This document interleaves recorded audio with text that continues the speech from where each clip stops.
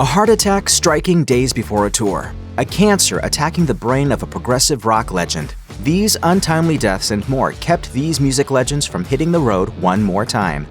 Keyboardist Richard Wright was one of the original members of the legendary rock band Pink Floyd and stuck with them throughout virtually their entire existence. In the 1970s, Pink Floyd released arguably their greatest string of albums. These included The Dark Side of the Moon in 1973, Wish You Were Here in 1975, Animals in 1977, and what many consider to be their greatest work, The Wall in 1979.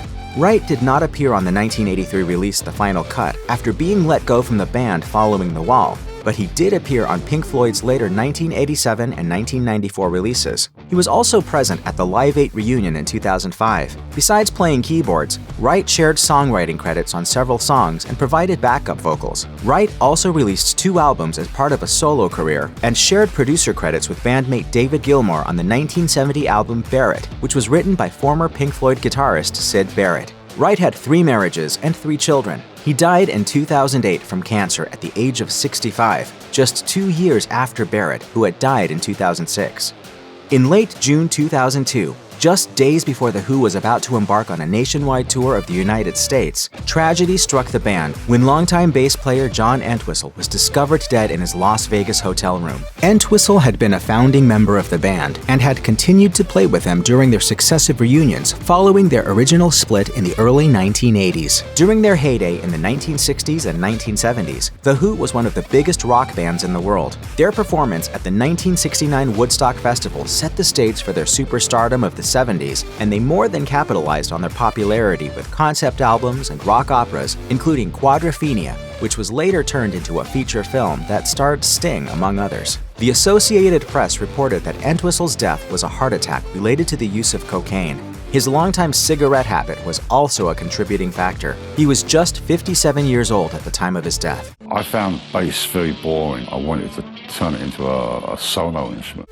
For many young percussionists, Charlie Watts of the Rolling Stones was the reason they got into drumming. Watts joined the band in 1963, following the departure of their first drummer, Mick Avery, and became the backbone of the group until his death in 2021. Watts is considered by some to be among the greatest drummers in rock and roll history, with Rolling Stone magazine ranking him at number 12. His unique sound instantly helped the band become a success on the back of early singles like I Can't Get No Satisfaction, and helped power their string of 1970s releases, including Get Your Yayas out in 1970, Sticky Fingers in 1971, and 1972's Exile on Main Street, which remains one of their most popular albums today. Watts stayed with the band through their several lineup changes and experimental periods, while also pursuing a solo career of his own, in which he primarily played jazz instead of rock and roll. He was married and had a daughter, and he owned several horses. After previously surviving a bout with throat cancer in the early 2000s, Watts died in 2021 at the age of 80. He had only stopped touring with the Stones shortly before his death and passed just prior to the beginning of their No Filter tour, leaving fans and fellow rock icons like Paul McCartney to mourn the loss. Charlie was a rock and a fantastic drummer. Gregg Allman was most widely known for founding the Allman Brothers Band with his brother Duane Allman. He played both organ and performed vocals on many songs, and he was also the principal songwriter. Though the Allmans had started to perform as a band in the late 1960s, their popularity really took off in the 1970s following the release of the 1971 album Live at the Fillmore East. The album captured their unique sound, which combined southern rock, psychedelia, and jam rock together. Duane Allman died in 1971 following a motorcycle accident. The group continued on before eventually disbanding in 1976, though they later reunited several times, playing their final concert in 2014. Following the dissolution of the Allman Brothers, Allman collaborated with his wife Cher before their divorce in 1978. He also released several solo albums, including the Grammy-nominated Low Country Blues in 2011. Gregg Allman passed away on May 27, 2017 at the age of 69. According to the New York Times, Allman died from complications due to liver cancer. He had overcome struggles with substance and alcohol abuse and had already received a liver transplant a few years prior to his death. Gregg Allman left behind a wife and 5 kids. On July 16, 2012, the world lost Deep Purple keyboardist Jon Lord, who co-wrote the rock staple Smoke on the Water. Lord had originally taken up the piano as a kid. In 1968, he helped found Deep Purple, and besides Smoke on the Water, he was also responsible for helping write several of their other hits. Lord was synonymous with the Hammond electric organ, which he used to amplify through massive Marshall guitar speakers. Lord also had a solo career and played with other bands, including Whitesnake and the Kinks. Lord's official cause of death was a pulmonary embolism, though he was also reportedly dealing with pancreatic cancer at the same time. He was 71. Blending jazz and rock and roll together with lyrics that spoke about everything from the outlandish to the sensual, it's not hard to see why Steely Dan was at the top of the charts throughout the 1970s, and much of that success was due to Walter Becker. Becker began playing with Donald Fagen in 1972, and the two ultimately co-wrote all of Steely Dan's songs, including their massive 1970s hits Reeling in the Years, Ricky Don't Lose That Number, and Do It Again. They briefly split in the 1980s, during which time Becker released multiple solo albums, but by the 1990s, they were back in full swing as if they had not missed a beat. Both their 2000 album, Two Against Nature, and 2003's Everything Must Go hit the Billboard's top 10, and they were inducted into the Rock and Roll Hall of Fame in 2001. Becker passed away from esophageal cancer in 2017 at the age of 67 years old, just 4 months after first being diagnosed with cancer. Bursting onto the scene in the early 1970s, Blue Oyster Cult are the authors behind one of the most famous songs in rock history, Don't Fear the Reaper, which was parodied in the iconic Saturday Night Live sketch featuring Will Ferrell. I'll be honest, fellas, it was sounding great, but I could have used a little more cowbell.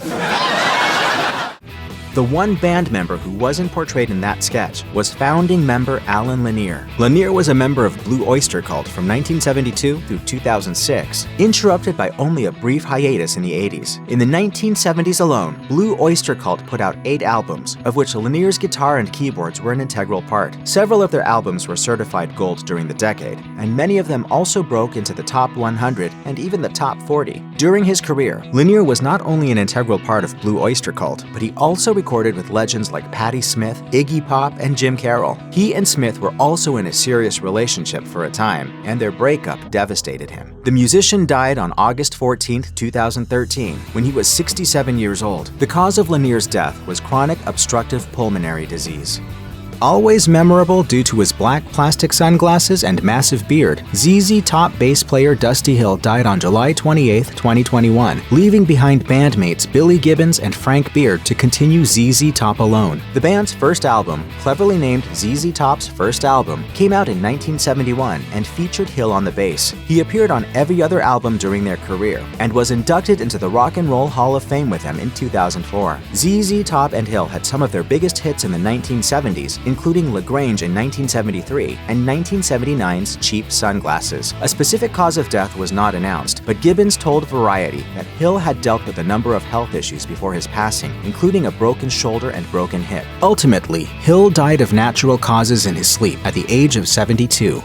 Neil Peart joined the prog rock band Rush in 1974 and became widely regarded as one of the most technically precise and innovative drummers in rock and roll history. But he was much more than just a percussionist. He influenced generations of younger drummers who looked up to him as a legend, and he contributed to other areas of the rock world too. He came up with lyrics to many of Rush's songs, was a music producer, and even a published author. According to NPR, some of Peart's lyrics were influenced by real-life events, like the Second World War, but science fiction was also a prominent theme. He was known for having an absolutely massive drum kit, including many cymbals, and he combined complete technical precision with fun and laughter. In 2013, in recognition of their impact, Peart and the rest of Rush were inducted into the Rock and Roll Hall of Fame. Peart experienced serious tragedy in his life, including the death of his daughter Selena and wife Jackie in successive years in the late 1990s. He was diagnosed with brain cancer in 2016, and he died on January 7, 2020, at age 67. The eccentric style of the Cars was showcased on their 1978 debut album, which introduced hordes of fans to a brand new style of music to be known as New Wave. By the 1980s, the Cars and their frontman Ric Ocasek were huge successes, but despite this, they ultimately disbanded in 1988. Still, Ocasek stuck with music, producing numerous albums for bands like Weezer and Bad Brains. In 2010, Ocasek briefly resurrected the Cars for another album, and in 2018, they made it into the Rock and Roll Hall of Fame. Even while a member of the Cars, Ocasek was releasing solo albums, and he also made spoken word recordings. Ocasek was married to his third wife, model Paulina Poroskova, for more than 30 years, and he also left behind 6 children, all of them boys. Ocasek died of heart disease on September 15, 2019, at the age of 75. Originally known for his tenure in Rainbow and Black Sabbath in the 1970s, Ronnie James Dio's voice was long one of the most distinctive voices in rock. After leaving Black Sabbath, he formed his own band, Dio, which is probably most well known for the 1983 single, Holy Diver. He also had a memorable role playing himself in the 2006 film Tenacious D in the Pick of Destiny. Dio was 67 years old when he died in 2010 due to stomach cancer in Los Angeles, California, where he was surrounded by his family, including his longtime wife, Wendy Dio. Prior to his death, Dio had been canceling shows due to his illness and reportedly underwent 7 chemotherapy sessions. His passing was met with an outpouring of love from many within the metal community, who praised not only his incredible vocal chops and lyrical prowess, but also his musical impact and personal warmth. Life goes through great waves of emotion and passion and great lows of despair and whatnot. That's the way life is. Brad Delp and Boston originally debuted in 1976 and soon established themselves as one of the top-billed acts in rock and roll. Originally from Danvers, Massachusetts, it was Delp's falsetto voice that gave Boston their unique sound and helped transform the music into radio-friendly ballads. Their first 2 albums, Boston in 1976 and Don't Look Back in 1978, are still 2 of the most popular in their entire catalog. Though he briefly left in the early 1980s and mid-1990s, Delp rejoined the band in 2002 and was still fronting the group when he died by suicide in 2007 at the age of 55. Following his untimely death, his vocals appeared on the 2013 Boston album Life, Love and Hope, which was recorded just prior to his passing. If you or anyone you know is having suicidal thoughts, please call the National Suicide Prevention Lifeline by dialing 988 or by calling 1-800-273-TALK 8255.